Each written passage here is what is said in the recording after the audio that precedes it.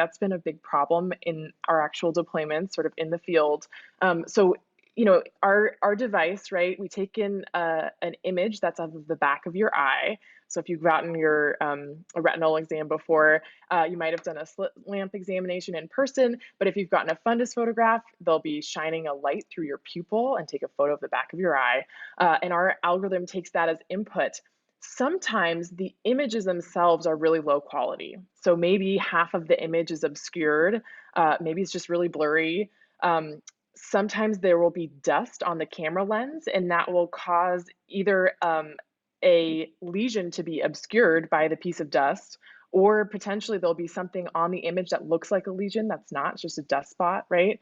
And those problems, Lily, from your perspective, because you're a physician, if you got an image like that, right, what would you do?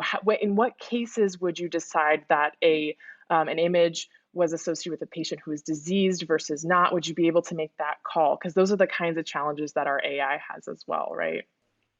Yeah, yeah. I mean, so if we're a physician, we would probably just, see the pictures from the same day and see if, let's say, the dust spot was still there. So how would we address on the AI level?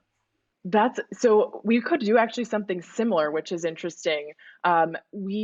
If we had a very tight integration with the camera itself, we could actually provide signal to users when they're actually taking the photo. So when the camera is put up to the patient's eye, we could have a little bubble that pops up and says, "Hey, it looks like there's a dust spot on your camera. Can you clean it?"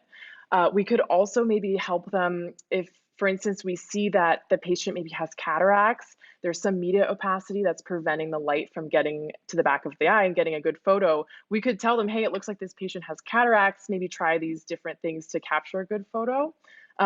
We've also seen, though, that a lot of the times it ends up being really simple solutions that have nothing to do with technology, right? So in some cases, it's just that they need to install better curtains in the clinic because by having a darker setting, the pupil is going to be more dilated and you can get a better photo.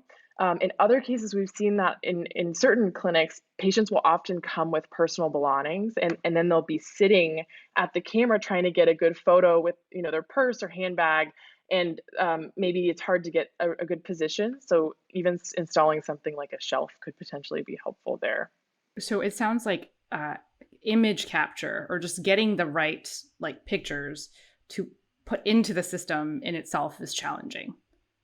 Right. That's one problem that we see. Another problem that's interesting